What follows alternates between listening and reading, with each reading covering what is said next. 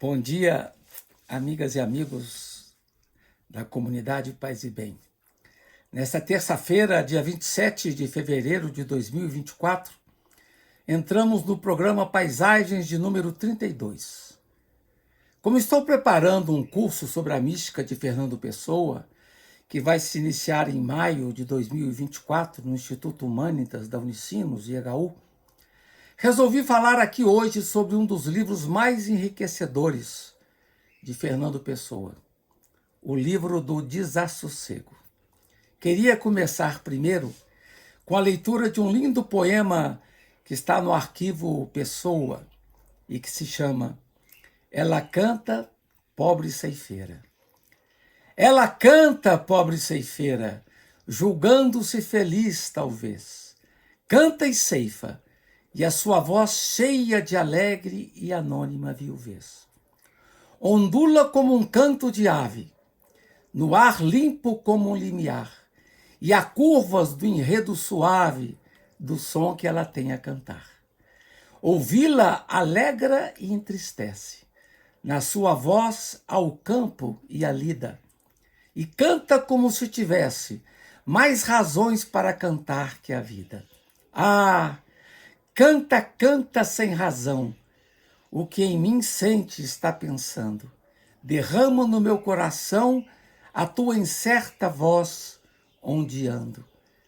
Ah, poder ser tu sendo eu, ter a tua alegre inconsciência, e a consciência disso, ó céu, ó campo, ó canção.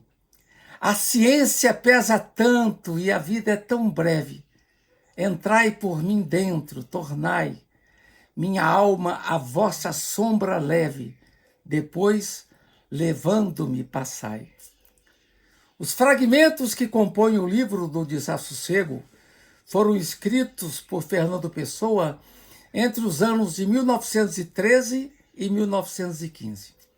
São fragmentos que traduzem o estado depressivo pelo qual passava o poeta na ocasião. Chegou mesmo a definir o livro para um amigo como sendo uma produção doentia.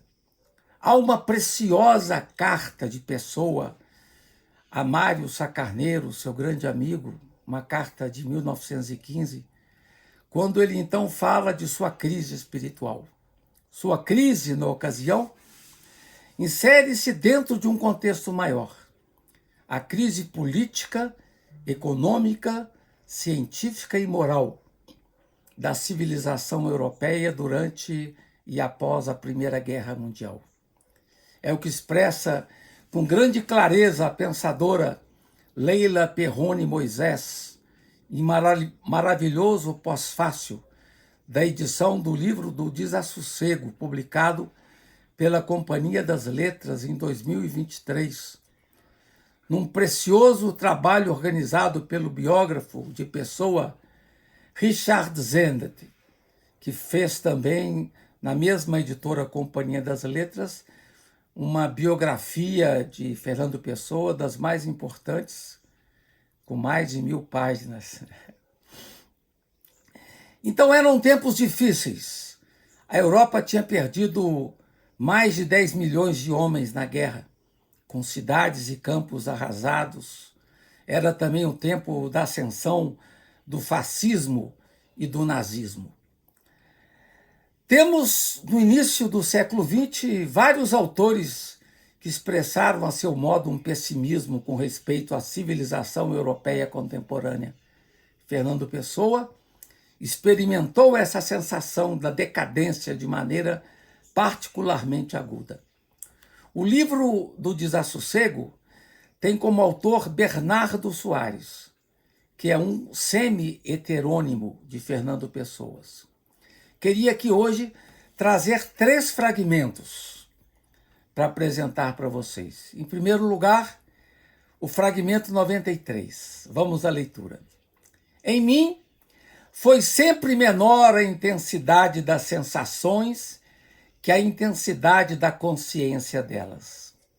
Sofri sempre mais com a consciência de estar sofrendo que com o sofrimento de que tinha consciência. A vida das minhas emoções mudou-se de origem para as salas do pensamento. E ali vivi sempre mais amplamente o conhecimento emotivo da vida. E como o pensamento, quando alberga a emoção, se torna mais exigente que ela, o regime de consciência em que passei a vive o que sentia.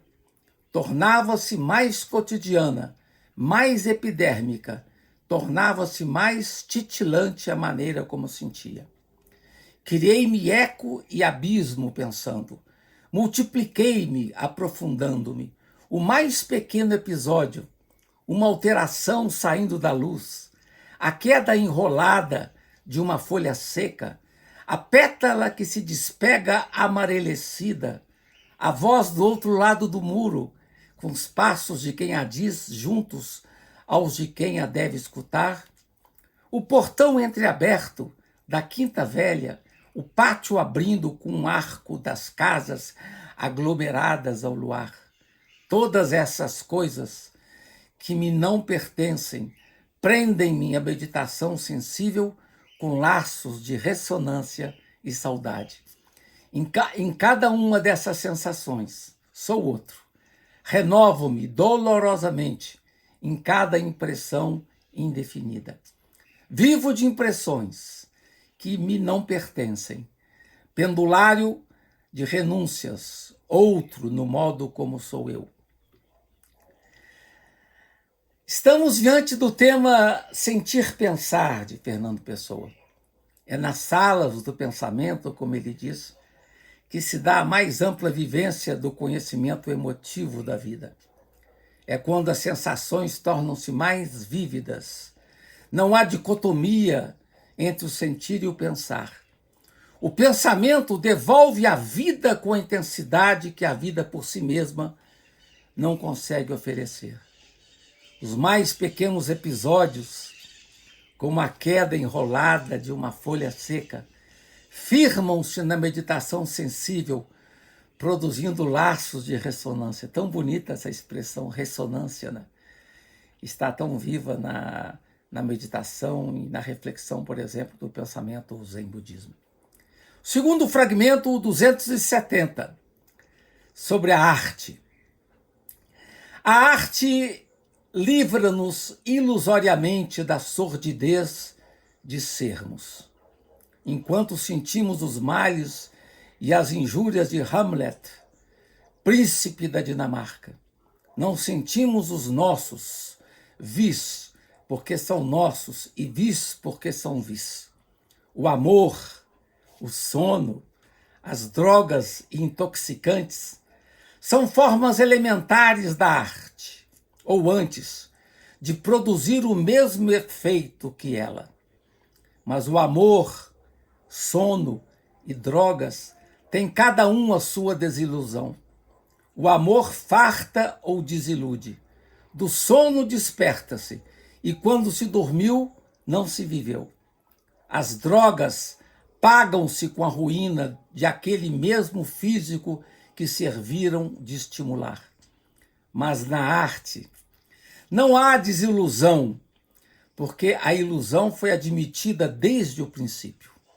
Da arte não há despertar, porque nela não dormimos, embora sonhássemos. Na arte não há tributo ou multa que paguemos por ter gozado dela. O prazer que ela nos oferece, como em certo modo não é nosso, não temos nós que pagá-lo ou que arrepender-nos dele. Por arte, entende-se tudo que nos delicia, sem que seja nosso. O rasto da passagem, o sorriso dado a outrem, o poente, o poema, o universo objetivo. Possuir é perder. Sentir sem possuir é guardar, porque é extrair de uma coisa a sua essência. Quero concentrar-me aqui numa passagem. Na arte não há desilusão, porque a ilusão foi admitida desde o princípio. Da arte não há despertar, porque nela não dormimos, embora sonhássemos. Na arte não há tributo ou multa que paguemos por ter gozado dela. O prazer que ela nos oferece, como em certo modo não é nosso. E aqui é a passagem mais bonita do fragmento. Possuir é perder.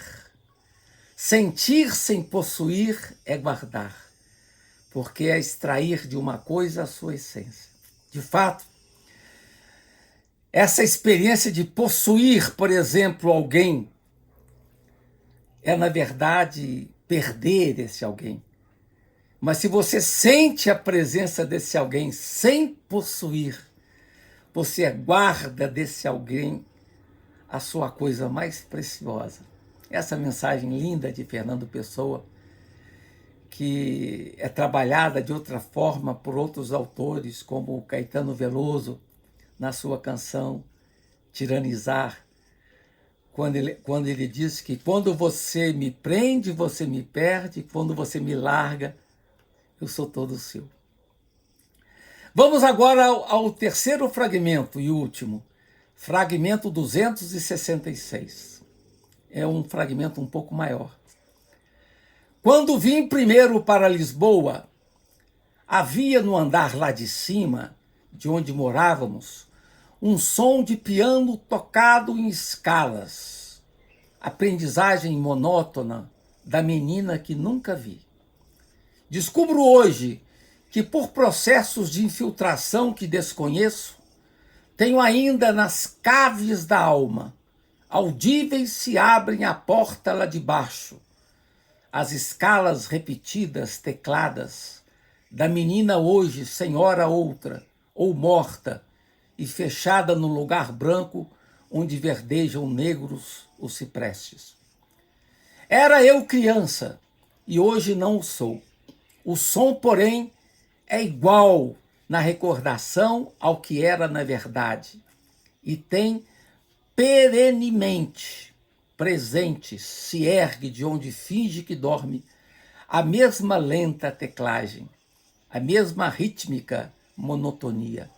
Invade-me de o considerar ou sentir uma tristeza difusa, angustiosa minha.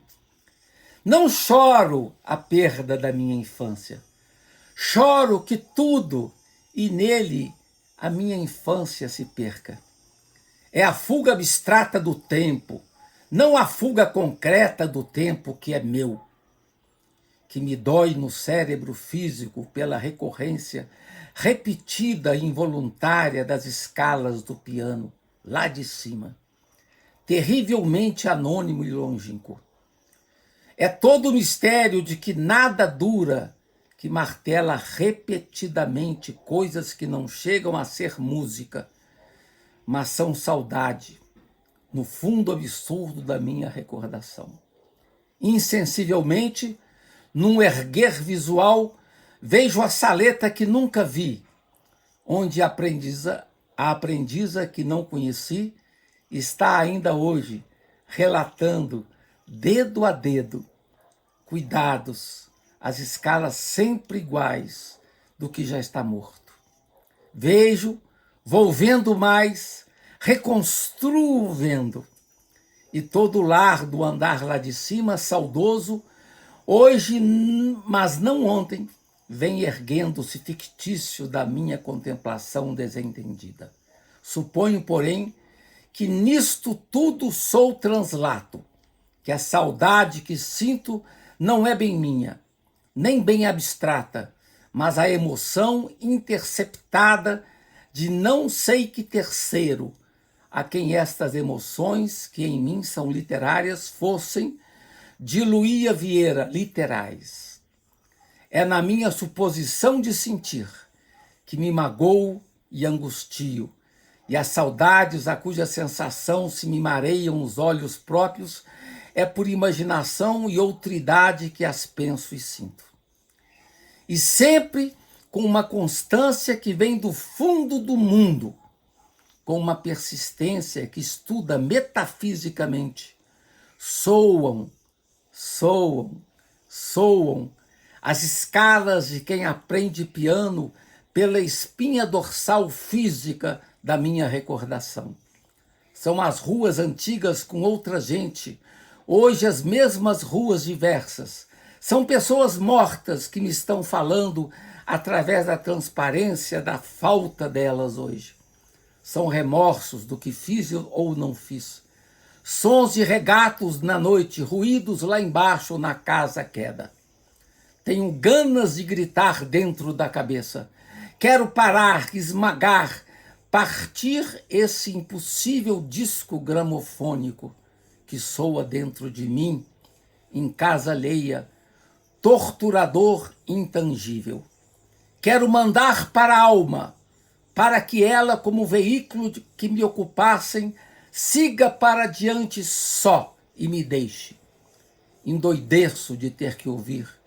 E por fim sou eu, no meu cérebro diretamente sensível, na minha pele arrepiada, nos meus nervos postos à superfície, as teclas tecladas em escalas, ó piano horroroso e pessoal da nossa recordação.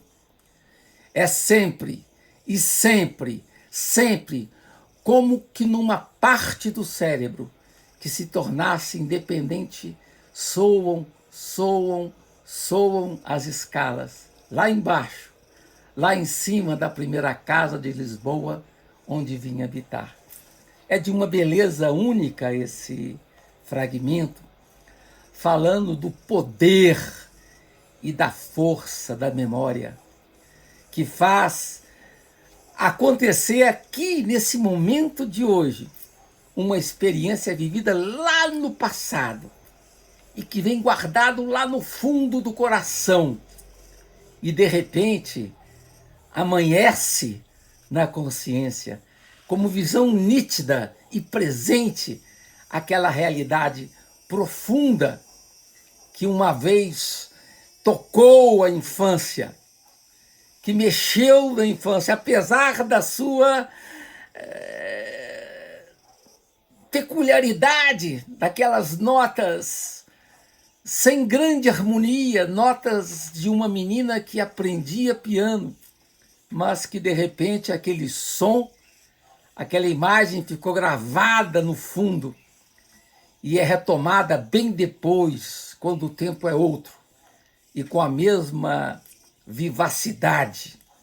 O que nos faz lembrar a Madeleine de Proust, aquela imagem bonita que Proust fala no seu livro, de que você experimenta o sabor da Madeleine numa certa época da vida, e aquele sabor perdura por décadas, sobrevive às mortes, sobrevive ao tempo, diante da força que aquele sabor provoca na pessoa e que faz ecoar permanentemente. Então, essa imagem de comparação que eu faço para esclarecer esse belíssimo fragmento de Fernando Pessoa no livro do Desassossego. Com isso, a gente conclui o nosso programa Paisagem, e está aí gravado para quem quiser assistir, ou no dia terça-feira, hoje que estamos apresentando, ou quando quiserem, porque a gravação fica gravada para o tempo. Agradeço a cada uma e cada um da comunidade Paz e Bem, e em particular ao apoio do Felipe em todo esse processo de gravação. E a gente se revê na próxima semana, se Deus quiser, para trabalhar outro tema, outra paisagem. Paz e bem, um grande abraço a todas e todos.